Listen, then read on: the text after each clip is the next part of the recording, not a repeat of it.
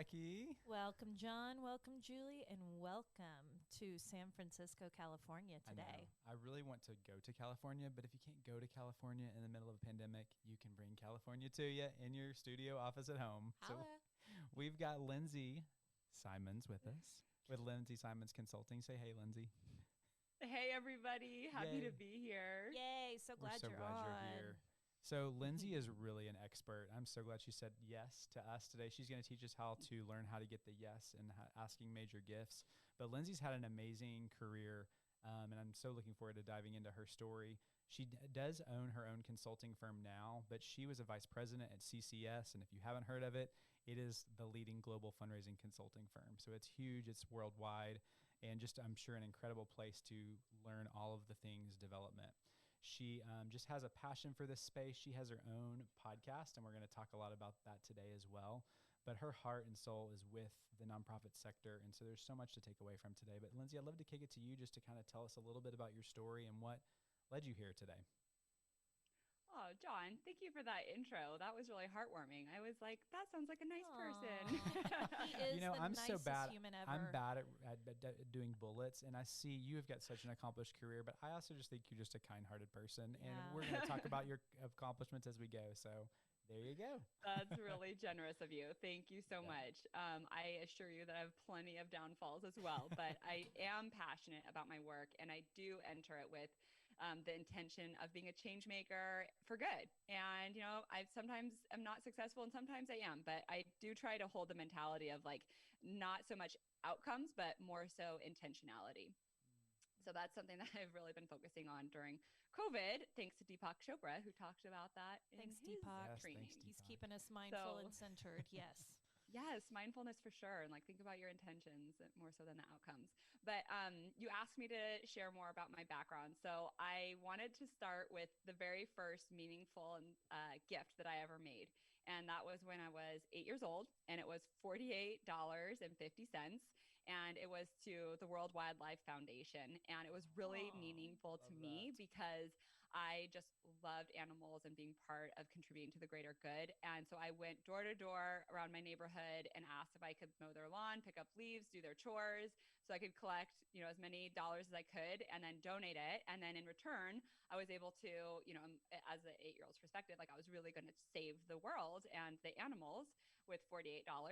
And I would also receive a binder. I don't know if anybody remembers that back in I guess it would have been the 80s, early 90s, where they had the 3-ring clip binder. Oh my and gosh, every month with my donation, I received a new animal image where I had facts and images of them, and I could learn all about animals around the world. So that was I feel like you just opened up. I do remember that. I do remember that, but I've forgotten. You do? About my 6-year-old is getting that for Christmas. That would blow her mind. So Man, fun. I mean, I think it's the best.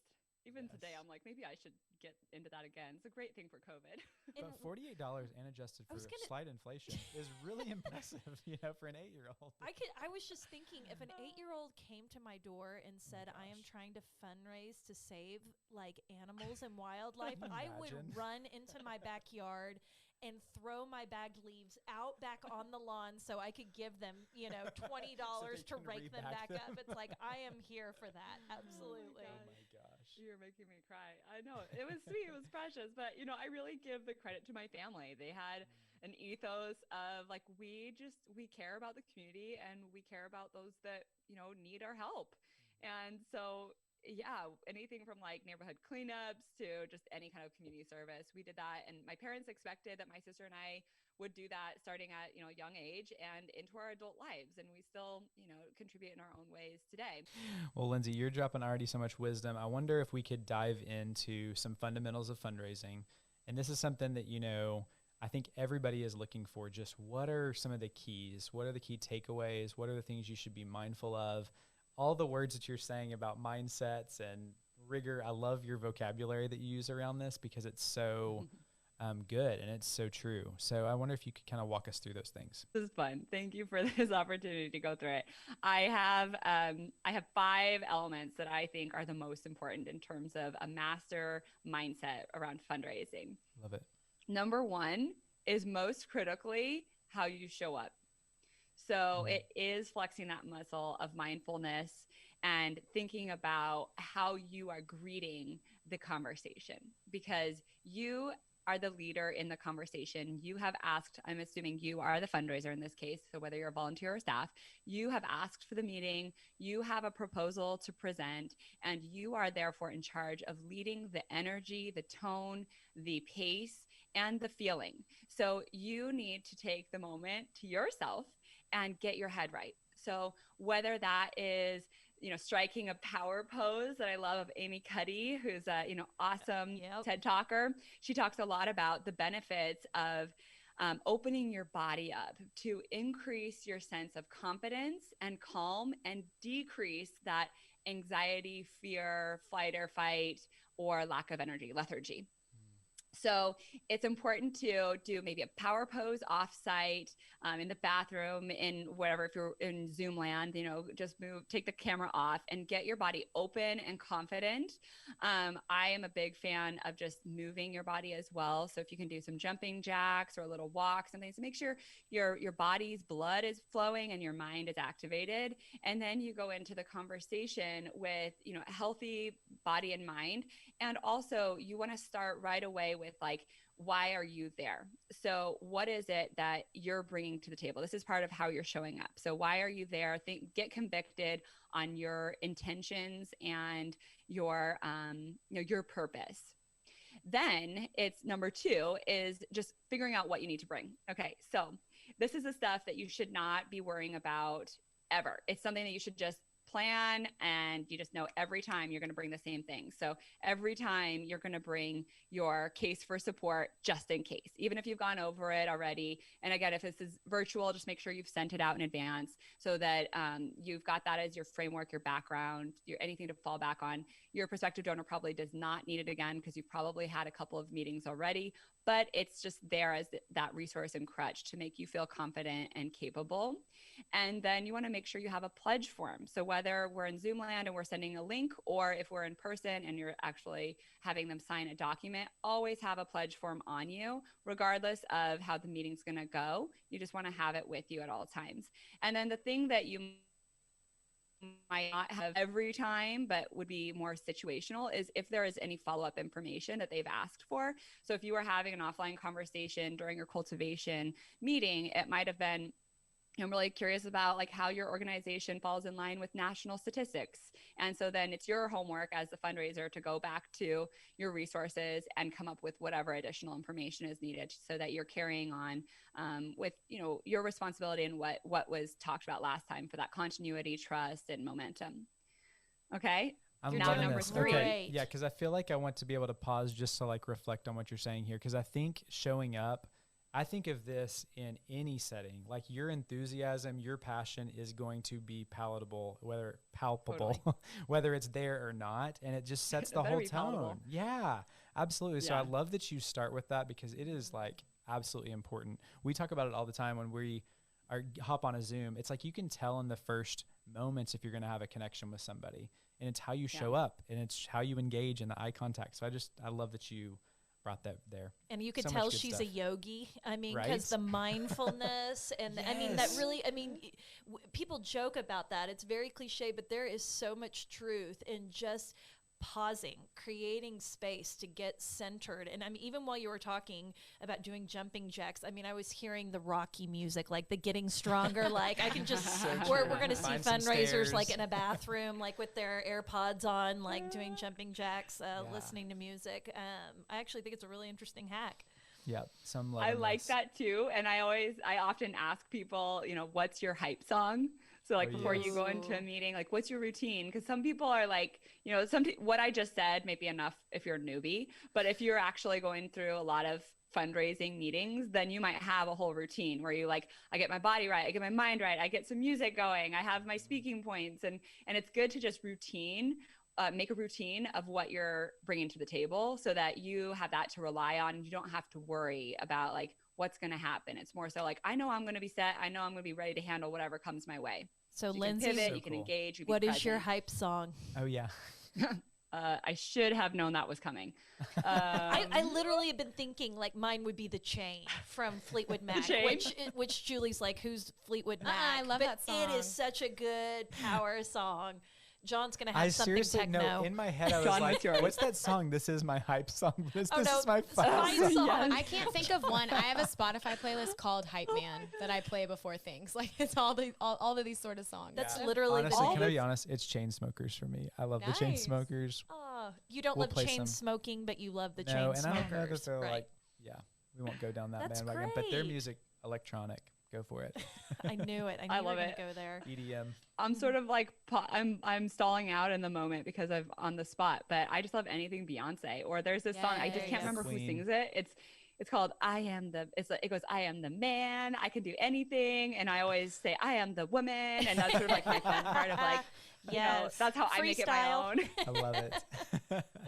Okay, so we figured out how to show up. Number 1. Number 2, figure out what to bring, and that to me is like your hygiene pieces don't leave home without just be organized, like before you leave. And honestly, and I love the pledge card because I feel like very rarely is somebody going to fill it out right there. But it's like if they ask and you don't, like how awkward is that, right? Awkward. It's like, I didn't think you would want that. You know, I mean, what do you say? Yeah, I love it. Okay, number 3, we're ready.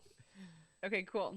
So, I like how you said hygiene, but really those 2 points are to say control what you can control, and then, be ready for whatever else comes. That's what you can control. Those are the 2 things you can control is yourself and what you bring. Then it comes into go time. So you're thinking about the clock. So you get in, you want to make a quick check-in on, are we on time? Like what is this person running late? Am I running late? How much time do we have? Do we have a full hour? So I just go right into it and say, I'm so excited that we're talking. I just want to make sure I've got my timing right. Do we still have an hour?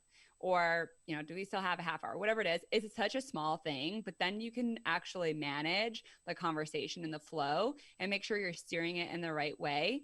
And if it's not going the way you want, then you can still pause and say, hey, I'd like to transition, or I'm like really excited to talk about something else. Like, are you ready for that? So you can use specific call out language that steers you back on track and make sure you get done what you're supposed to get done. What a great and sometimes tip. That means that you just kick it down to another meeting.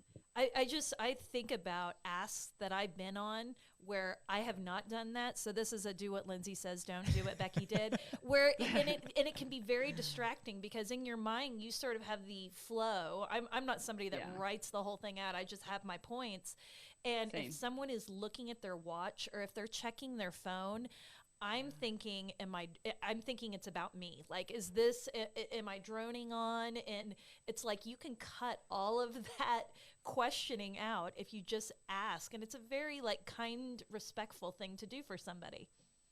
Yeah. Or, Zoom time, if you hear dog barking, baby crying, you're like, just pause wherever you're doing. Hey, is everything okay there? Do you want to pause? Do you want to grab something? Do you need to do something?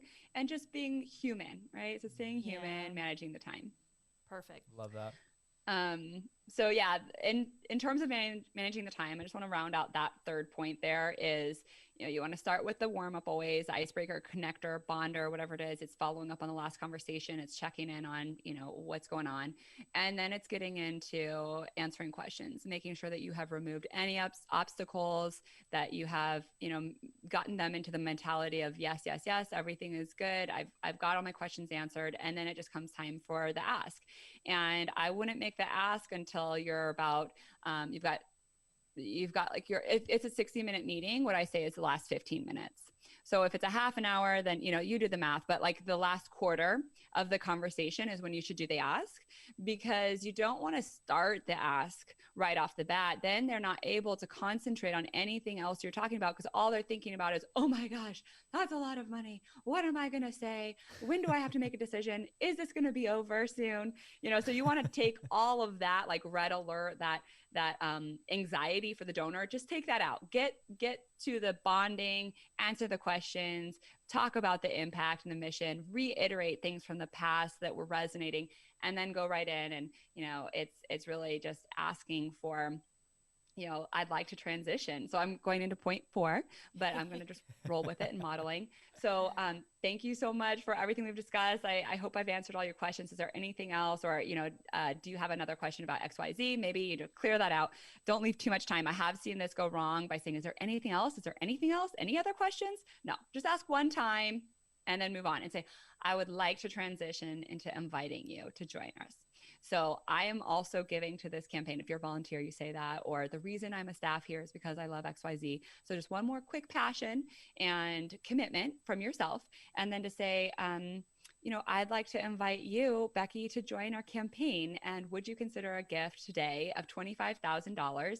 And then that could be a recurring gift for the next 4 years of $25,000 again, for a total of $125,000. And that would be a leadership gift that would help us to open the school, or whatever it is.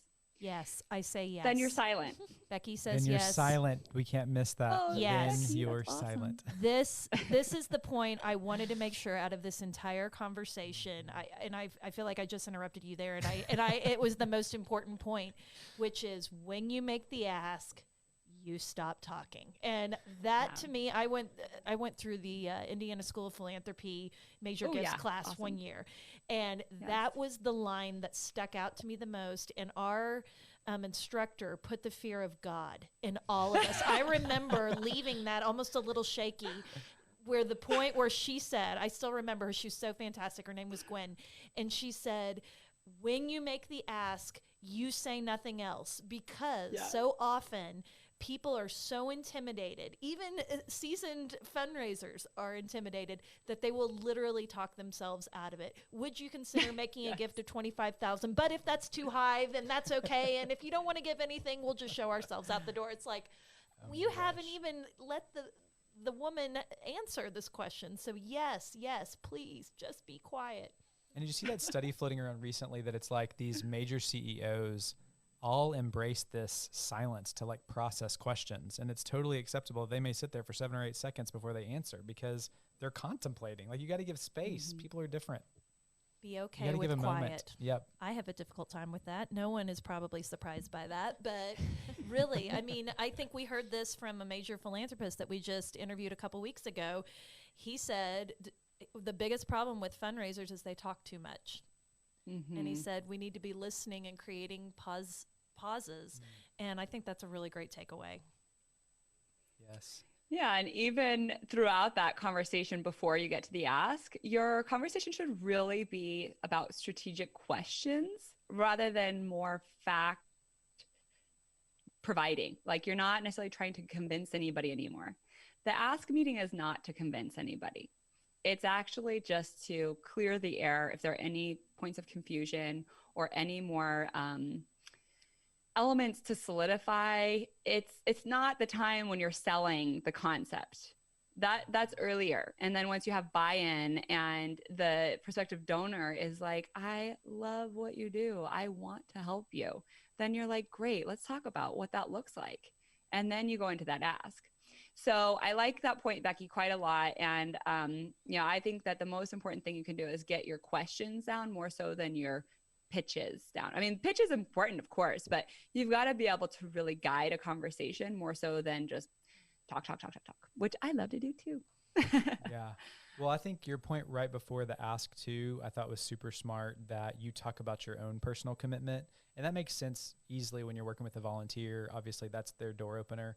But I think for staff, that's huge. To say that I've invested my career here because this is my passion, but I also have invested in this campaign. I mean, that just speaks so much stronger, and it makes it less awkward. That's what I always tell people too, is it's less awkward if you're already doing it. So you're just asking them to join you. You're not asking them to do something that you haven't done yourself. So I love that. I love that advice. And with that ask, it's just what you said, it's stating why you're bought in, but then making the invitation and following it with why, all in one sentence. So maybe you is like your own sentence. And then the second one is, would you consider a $25,000 gift this year and every year for the next 4 years, a total of $125,000, so that we may XYZ? That's all one very long sentence, and then period. And then you're stopping. You're letting that person process. You're letting them digest. Just remember that they might have sticker shock. Hopefully, if you're doing your job right, you're asking for something that's really, big and meaningful and substantial. And, the worst thing that can happen is they say, what in the heck? Where did you come up with that number? And then you just laugh it off and say, oh my gosh, mea culpa. I don't know your capacity. I just know this need is huge. We've got to get this done. What feels meaningful and to you? In worst case, hopefully they're flattered that you thought that they had that much assets. Exactly. I'm like, full. you think I'm loaded? Great. Must be my blue shirt. I love that you are giving everyone, verbatims of what to say, because I have to tell you, even going through like at Madison Institute or something like a capital campaign class or something like that, I have seen even seasoned fundraisers say, I'm not sure what the words are. I'm not sure exactly how to transition them.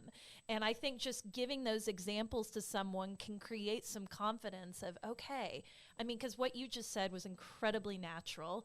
And it seems like something you would say if you were just going to sit down with a friend to ask them to, join you in something that's very important to you. So thank you for giving those examples to our community. Yeah, thanks, Becky, for saying that. I remember distinctly a moment when I was training a new fundraiser a few years ago, and she was just so uncomfortable with it. And she just did not like the ask. It was so hard for her to get around. She liked the relationship building. She did not like the ask. And I said, okay, you have an assignment. Ask somebody to do something that they don't want to do. Drive you to the airport. You travel a lot. Ask somebody to drive you to the airport. And it's a pain. Like, it's not something that somebody wants to do, but tell them why it's meaningful for you.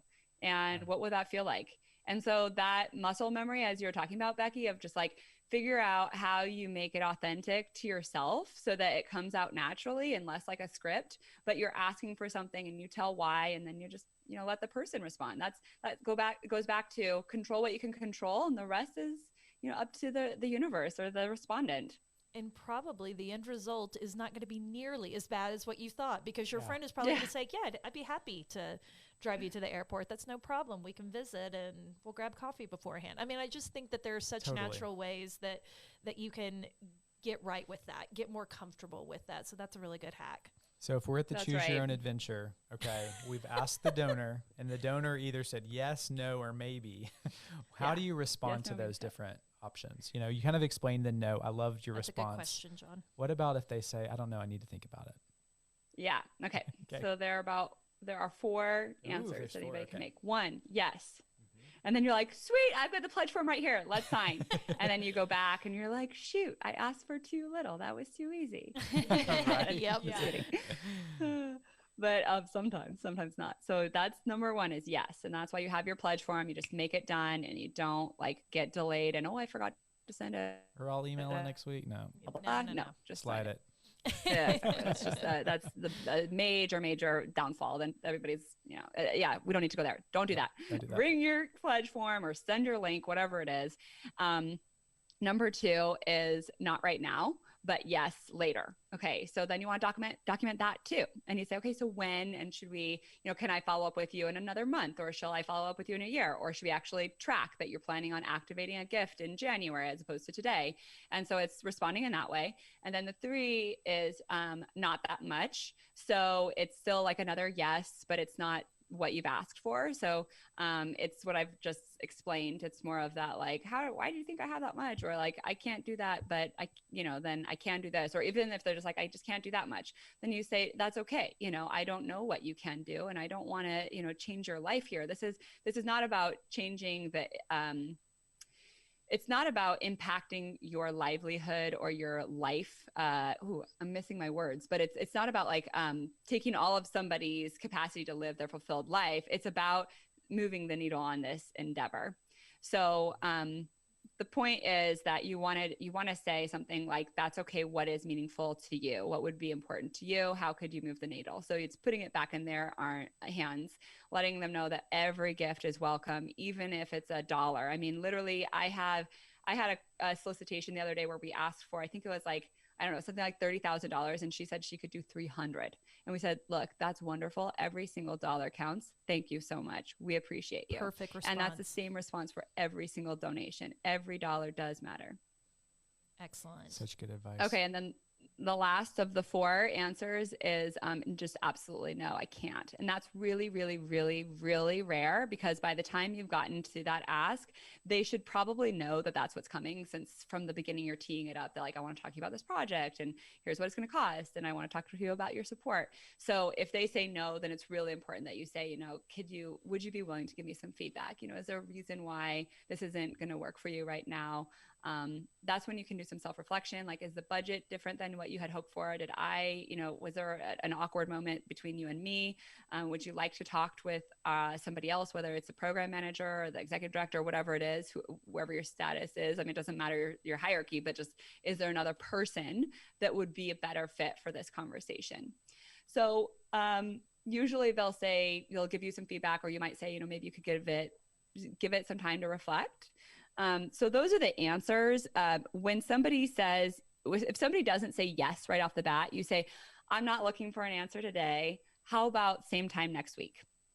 That's the 5th rule of this training, is figuring out how to close the meeting and making sure that you are always having a tie around it. So it's a CTA, call to action. You're either setting up another meeting then and there to confirm the gift, or you're sending that pledge form, or whatever it is, you're making the next step happen and close specifically, rather than just saying thank you. It's just making sure you have that final next step confirmed. That's how you raise millions and millions of dollars. Easy, drop. Right? I feel like So there good. needs to be a button you push over there Which for one's a the piece clap? of music. Oops, it's No, done. not. Oh, there's you the put the laugh track. track. I'm This is sorry. always a fail. You could laugh at me too. That's okay. That was really Levity is so good. fantastic. I mean, So I good, just Lindsay. think that there are people out there that have been wondering about this and not sure Me. how to go about it. Yes, thank you, Julie, for even Yeah. just saying that out loud. I know there was definitely a time in my career I didn't want to ask this question. I felt too embarrassed to ask this question, or I felt like I thought I should know it. And these things are not so intrinsically known. This is why there's as much of science to this as there is in art. And so leaning into both of those is so helpful. But I think just getting these cliff notes from you is so helpful. Thank you, Lindsay.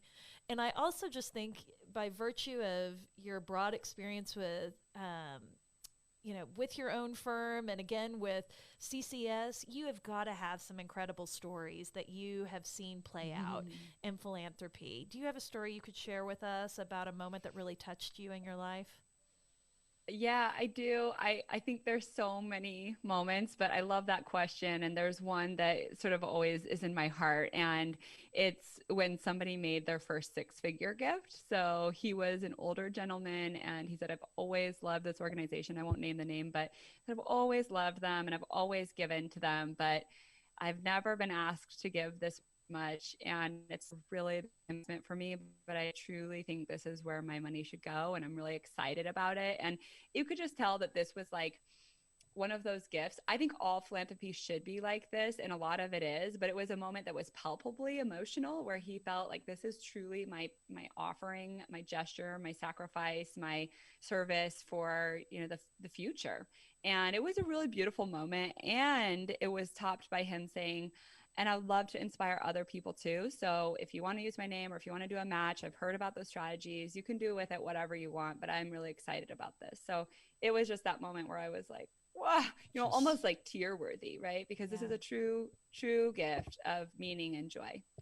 Just true philanthropy. It's such a invitation that we get to be part of those conversations and those legacies for the donors. I love that. So thank you for sharing that. So you're all about cultivating community. That's part of your podcast, right? Yep. Would love to, we ask this one last thing, and then I want to dive into the podcast when we wrap up. But what's one good thing that everybody could implement today? It's either a challenge or a success hack. What's something you could offer up to our community? So one good thing that everybody could implement today is, I think it really is starting with that mindfulness of gratitude. So if you are starting a conversation, if you're starting an email outreach, if you are, just waking up in the morning, I would recommend you start with what's something you're grateful for. I do a gratitude journal where it's like 3 things before I go to bed that I'm grateful for from the day. But I want to shift that thinking to like, how do you start anything? What are you grateful for in the opportunity to write that email or to have that conversation or to get out of bed? And that mentality, I believe, is one that will improve our world, not only like in that very moment for you, but over time. I think kindness and gratitude are just the only solve right now during all this chaos and turmoil. And it will have a long lasting impact, just in the moment and for long term. We believe, I mean, we're right on that same track. This is the conversations we have of the power of community and gratitude and kindness. And those are the things that we really believe can shape movements that are going to impact, you know, so many people. So I love that you are just plowing into this space with your Creating Community for Good podcast. I wonder if you would take a minute and just kind of share about what you're building there and the community you have and what you just really are trying to create. Yeah, thanks for inviting me to do that, John. I feel like you guys are great interviewers. So I'm going to take some notes. I have been taking notes. I've been watching you. And I like how you navigate these conversations. So nice. I'm also navigating conversations that are meaningful and rich to me and hopefully to 1 or 2 other listeners out there. And it's on my podcast called Creating Community for Good. And the essence here is that I have conversations with fundraisers, with donors, with program officers, with business owners that even some of them, I had a great conversation with a man named Brad Black, who's the founder of EO Soaps, co-founder. And he said, you know, I'm just not even into philanthropy. I'm into doing good business. I do good by doing good business. And I thought that's pretty cool too. Like so my podcast is just like all about that. It's about sharing lessons learned. It's about some conversations are like this, where it's like, let's get into the tactics and strategies and tools so you can actually learn something, write it down like a training would. And then others are really just philosophical. Like, let's talk about ideas. Let's talk about how you live. Let's talk about what keeps you up at night. Let's talk about what gives you hope. But all with the spirit of shedding light on wonderful people and ideas, provoking conversation, and hopefully, you know, impacting some change over time. I just want to thank you for doing that, because we talk so often just in our tiny little company here that we don't even look at what we're doing as having any competitors in the field, because if we're all bringing something to the table, then everybody can pull from that, you know, and we're truly creating a space where goodness is the baseline of what we want to do, because we're all here for good. So I think what you're doing with your podcast is just continuing to lift up these important missions, these important people. And I thank you for doing that. And I also just love your beginning the day with gratitude, because if you are doing that, people at home, people of the universe, of the interwebs, if you are waking up every morning with a feeling of gratitude, then this job never becomes rote. You know, it never becomes just a job. And so when a man stands in front of you and says, I'm about to make a $100,000 donation to you, you can sit in a space of knowing what a huge moment that is for him, that he has worked his entire life to be able to give you that gift. And it is huge. And what a gift for us to be able to transact that for good into the world. So start with gratefulness. You know, we understand that there are some things that go on in nonprofit. It's a business and it's hard, but keep the mission at the top of mind. Keep the people and your staff and your team looped together. I mean, we're just going to make more harmony, more humanity in all that we do. I'm just here for it. Yeah, we're here for it. I've Pollyannaed the end of this podcast. I love it when you do it. I love that. Lindsay, we want to connect everybody with you and all your wisdom and goodness. Where can people find you online and connect with your consulting firm and podcast?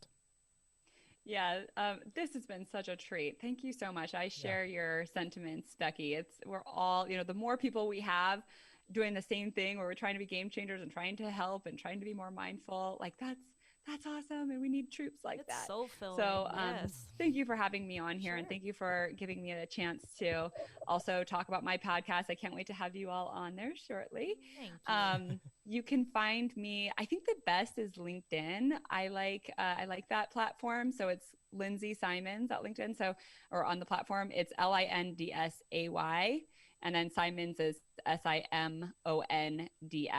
So just one M and an A instead of an E for my name. Also, I've got a website, and it is LindsaysSimonsConsulting.com. And you can find all of my podcast episodes there. My podcast is called Creating Community for Good, and it's syndicated wherever you might listen to podcasts. I have, video segments on YouTube and on Instagram and LinkedIn, but then the actual full recording of the audio is anywhere you might listen, like Apple, iTunes, any of them, Stitcher.